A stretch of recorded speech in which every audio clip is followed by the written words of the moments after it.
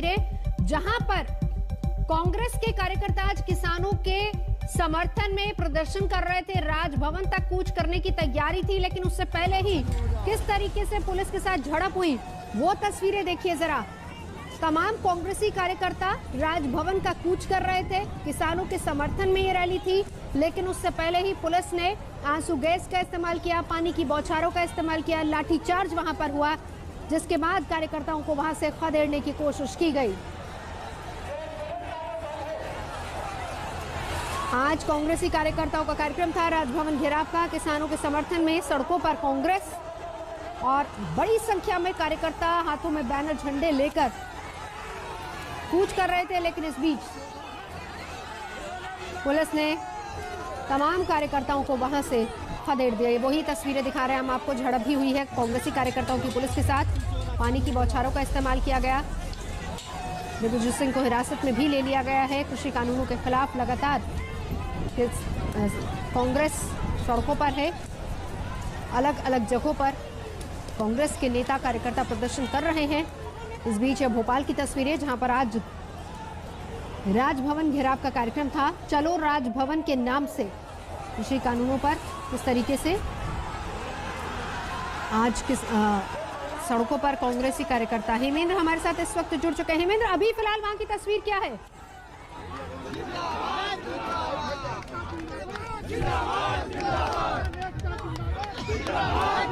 हर चौक से जो है कांग्रेसी कार्यकर्ता कमलनाथ के नेतृत्व में यहां से राजभवन की ओर कूच कर रहे थे और यहां पर न्यू मार्केट में रोशनपुरा चौराहे पर उन्हें रोक दिया गया। कमलनाथ के वापस जाने के बाद यहां पर पुलिस का कहना है कि जब उनका ज्ञापन ले लिया गया था, उनकी अरेस्टिंग हो गई थी, उसके बाद कुछ कार्यकर्ताओं ने इस बैरिकेड को लांघने की कोशिश की। पुलिस के साथ झूमा झटकी हुई। उसके बाद उनके ऊपर जो है वाटर कैनन से चार्ज किया गया। वाटर कैनन पानी की बौछारें फेंकने के बाद जब वो पीछे नहीं हटे तो हल्का बल लाठीचार्ज पुलिस ने किया। उससे भी जब बात नहीं बनी तो पुलिस ने लगभग 2 दर्जन अश्रु गैस के गोले दागे और उसके बाद जो है कांग्रेसियों को यहां से डिस्पर्स कर दिया गया, तितर वितर कर दिया गया और इस समय स्थिति यहां पर बिल्कुल नियंत्रण और काबू में है। बिल्कुल, लेकिन इस बीच कार्यकर्ताओं का क्या कहना था? क्योंकि बड़ी खबर देखिए यहां पर यह भी है, तमाम वो जगह जहां पर चाहे वो किसान हो या फिर कांग्रेस के कार्यकर्ताओं प्रदर्शन किया, पुलिस की तरफ से इसी तरह की तस्वीरें सामने आई हैं। इलाका कोई भी हो, लेकिन तस्वीरें बिल्कुल ऐसी ही आती हैं। पानी की बौछारें, लाठीचार्ज, वहां से खदेड़ने की कोशिश की गई। जी बिल्कुल, कांग्रेसी कार्यकर्ताओं का ये भी ये कहना है कि वो सांकेतिक प्रोटेस्ट यहाँ पर कर रहे थे। राजभवन को कूच करने का जो उनका पहले से डिक्लेयर्ड कार्यक्रम था, उसके तहत वो सांकेतिक यहाँ पर आगे बढ़ने की कोशिश कर रहे थे और पुलिस ने ज़रूरत से ज़्यादा बल प्रयोग किया, ऐसा कांग्रेसियों का आरोप है। लेकिन पुलिस साथ ही साथ दावा कर रही है कि जब सब कुछ खत्म हो गया था तो पुलिस वालों के ऊपर जब झड़प हुई, पुलिस वालों के ऊपर अटैक हुआ, उसके बाद ही यहाँ पर जो है अश्रु गैस और लाठीचार्ज का इस्तेमाल किया गया। लेकिन बड़ी बात यहाँ पर यह भी है कि वो कौन लोग थे? क्या वाकई वो कांग्रेसी कार्यकर्ता थे जो कि पुलिस पर अटैक कर रहे थे? जी देखिए, अटैक नहीं था पुलिस के ऊपर, ये पुलिस के साथ झूमा झटकी की बात है। मतलब जैसे ये बैरिकेड है, यहाँ से दूसरी तरफ जाने की कोशिश कर रहे थे, कांग्रेसी कार्यकर्ता थे निश्चित तौर पर। और ये सारा पुलिस की कार्रवाई उस समय हुई जब कमलनाथ इस प्रोटेस्ट साइट को छोड़कर चले गए। प्रोटेस्ट साइट में जाने के बाद मतलब उन्होंने अपना ज्ञापन जो है राजभवन के नाम से जो देना था वो पुलिस को यहाँ पर दिया और उसके बाद जब वो यहाँ से इस जगह को छोड़कर निकले, उसके बाद कुछ कांग्रेसी कार्यकर्ताओं ने उत्साह में आकर दूसरी तरफ जाने की कोशिश की, जिसके बाद पुलिस की कार्रवाई शुरू हुई। हेमेंद्र, ये भी बताएं कितनी संख्या में कार्यकर्ता यहाँ पर मौजूद थे? जी देखिए, काफ़ी संख्या में बड़ी मात्रा में कांग्रेस ने आज अपने कार्यकर्ताओं को मोबिलाइज किया था। कांग्रेस का ये कहना था, कांग्रेस ने दावा किया था कि पूरे प्रदेश भर में कांग्रेस जो है किसानों को उनके बीच जागरूकता लाएगी, उनको बताएगी कि 3 कानूनों जो कृषि कानून सरकार लाई है उनका क्या उनके प्रति नुकसान होने वाला है।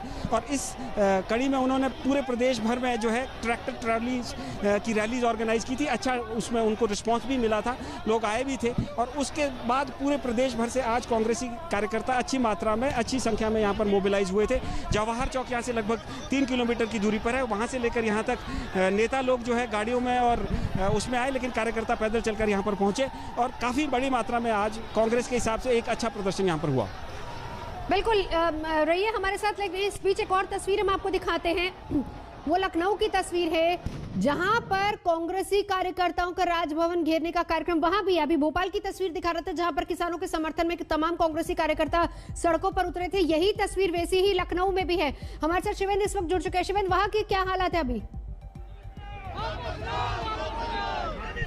देखिए, हम यहाँ पर नवजोत लखनऊ में सुल्तानपुर रोड पर हैं, जहाँ पर किसान लगातार आंदोलन करने की बात कर रहे हैं और वो चाहते हैं कि राजभवन तक जाएं और वहाँ पर ज्ञापन दें, लेकिन अभी प्रशासन की तरफ से उनको अनुमति नहीं मिली है। यहाँ ये लोग सैकड़ों ट्रैक्टर्स के साथ और हजारों की संख्या में जो यहाँ पर किसान हैं वो इकट्ठा है और उनकी मांग है कि राजभवन जाकर के राज्यपाल को वो ज्ञापन देना चाहते हैं ताकि कृषि कानून वापस ले जाए। और प्रशासन से अभी तक बात नहीं बनी है।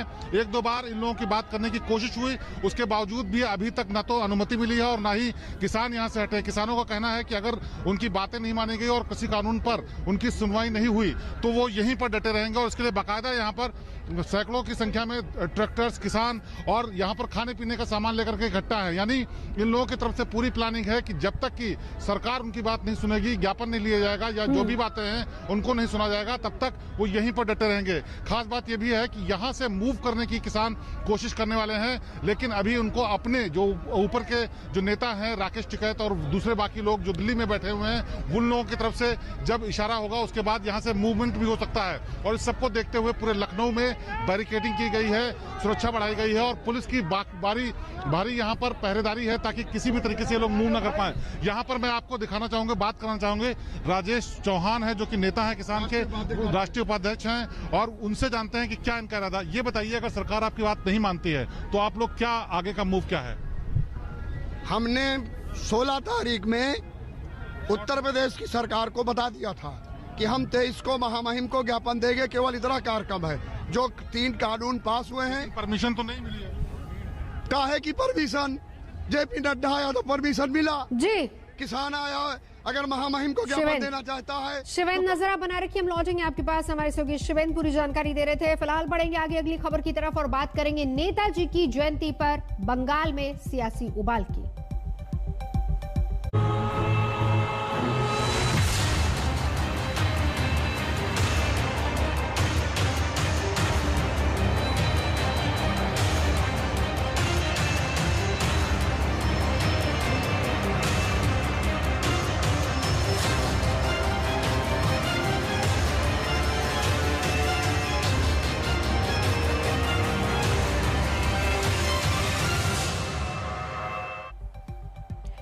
चुनावी शंखनाद। एक तरफ ममता बनर्जी की पदयात्रा, 9 किलोमीटर लंबी ये पदयात्रा और करीब करीब खत्म होने वाली है। अपडेट हम लेंगे, हमारे सहयोगी हमारे से जुड़ेंगे। रेड रोड तक शुरुआत हुई थी उत्तर कोलकाता के श्याम बाजार से, उसके बाद रेड रोड तक ये पूरी 9 किलोमीटर की पदयात्रा टीएमसी, क्योंकि आज देश नायक दिवस मना रही है।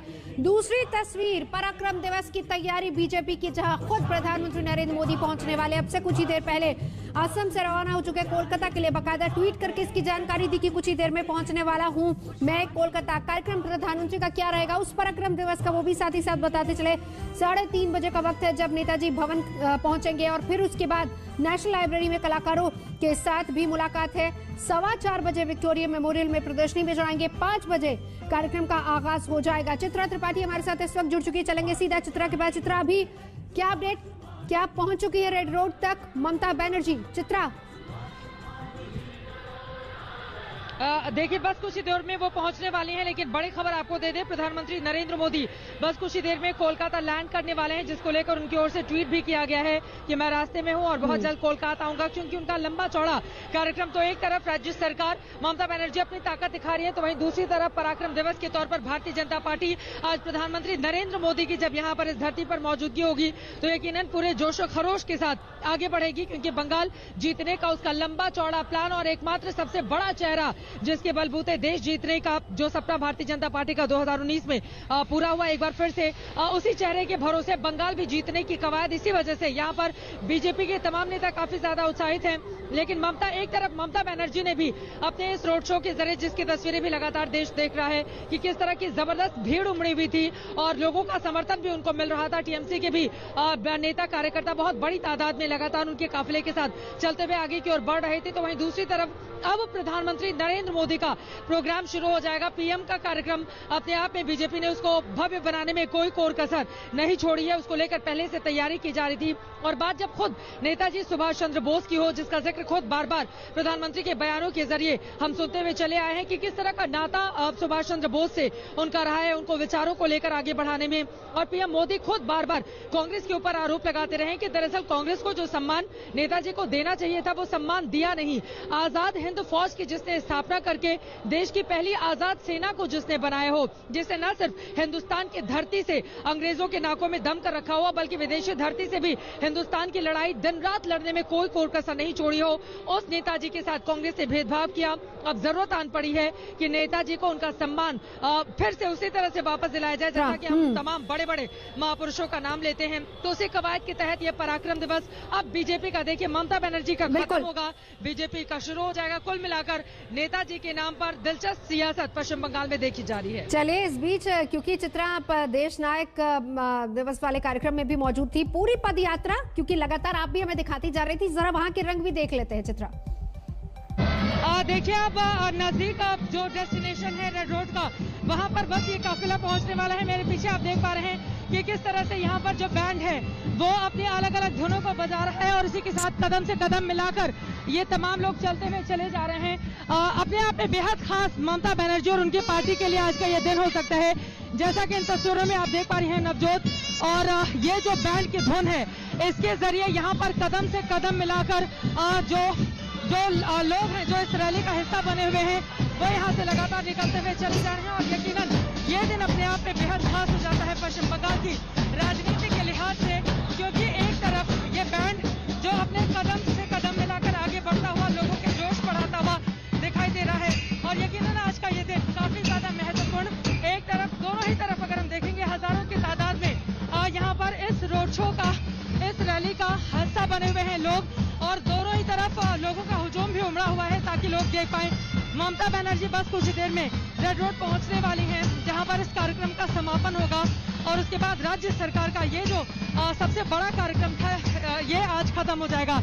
लेकिन इसके तुरंत बाद नवजोत, इसके तुरंत बाद ही भारत सरकार का कार्यक्रम पराक्रम दिवस, जिसके लिए प्रधानमंत्री नरेंद्र मोदी असम से तुरंत पश्चिम बंगाल पहुंचेंगे, उसका भी यहाँ पर इंतजार किया जा रहा है। चारों तरफ दूर तक आप देखेंगे लोग ही लोग आपको इस रैली से जुड़े हुए दिखाई देंगे। यकीनन इसके लिए तैयारियां काफी पहले से की जा रही थी और उस तैयारी को कामयाब बना पाने में कम से कम अभी जिस तरह की स्थिति बनी हुई है उसमें ममता बनर्जी कामयाब नजर आ रही हैं। लेकिन ये जो भीड़ उमड़ी हुई है, ये ममता बनर्जी को जो समर्थन देने के लिए लोग आए हुए हैं, क्या ये वोट में तब्दील होंगे? ये अपने आप में महत्वपूर्ण सवाल है नवजोत, और यकीनन इस सवाल के जवाब के लिए हमें 3 महीने का इंतजार करना होगा। लेकिन दोनों ही तरफ चौराहों से होते हुए जहां जहां से ये काफिला गुजर रहा है, ममता बनर्जी को देखने के लिए, उनकी झलक पाने के लिए, क्योंकि बंगाल में वो सबसे बड़ा चेहरा है, सबसे बड़ी नेता है, राज्य के मुख्यमंत्री हैं और चुनावी मैदान में हैट्रिक लगाने के लिए इस वक्त वो खड़ी हुई हैं और अपनी जीत का दावा भी रह रहकर अलग अलग मंचों से उनकी ओर से किया जाता है। कामयाबी कितनी मिलेगी इसके लिए तो थोड़ा वक्त है, लेकिन आज वो अपनी ताकत दिखाने की जो कोशिश इन तस्वीरों के जरिए कर रही हैं वो अपने आप में काफी ज्यादा अहम हो जाता है। ताकत दिखाने की कोशिश, लेकिन ममता दीदी की पदयात्रा में पहुंचे नेताओं ने एक बार फिर से कहा कि हमारी मुख्यमंत्री ने बंगाल के लिए बहुत काम किया है और उसी के नाम पर जनता से वोट मांगेंगे। कैसा चल रहा है आपका रोड शो? बहुत अच्छा, बहुत ही अच्छा। आज से कई 10 साल पहले ममता जी ऐसे रोड शो किया था north to south to north Calcutta. लेकिन इस बार पराक्रम दिवस भी है बीजेपी का। उससे भी, हाँ क्या बोले आपने? पराक्रम दिवस, बीजेपी का पराक्रम दिवस। हाँ वो तो जो कर रहे हैं वो लोग कर रहे हैं, मगर हम लोग देश नायक दिवस भी कर रहे हैं। वो भी आप लोग देख रहे हैं कि कितना बढ़िया से हम लोग को हो रहा है, कितना डिसिप्लिन से हो रहा है। बिल्कुल। आपको लग रहा है कि मतलब इसके जरिए लोग विधानसभा चुनावों में जीत मिलेगी? लोकसभा की चुनौती। Absolutely thumping victory because of our lady CM, our madam Srimati Mamata Banerjee. Huge success we are having, and आप देख रहे हो बीजेपी पराक्रम दिवस मना रही है, बीजेपी पराक्रम। लेकिन आप इसका जोर देखिए, इसका स्ट्रेंथ देखिए, इसका प्राण देखिए, इसका मन देखिए, इसका प्राण देखिए और इसका मन देखिए, इसका स्ट्रेंथ देखिए। आप कहाँ शुरू हुई और कहाँ खत्म हुई और क्या किस्म का आदमी है, क्या किस्म का लेडीज है, आप देखिए इन लोगों का आप स्ट्रेंथ देखिए। नमस्कार, मैं हूं अंजना ओम कश्यप। हमें उम्मीद है ये वीडियो आपको पसंद आया होगा। लेटेस्ट खबरों के लिए यूं ही देखते रहिए आज तक, और इस वीडियो के पसंद आने पर लाइक, शेयर एंड सब्सक्राइब करना ना भूलें।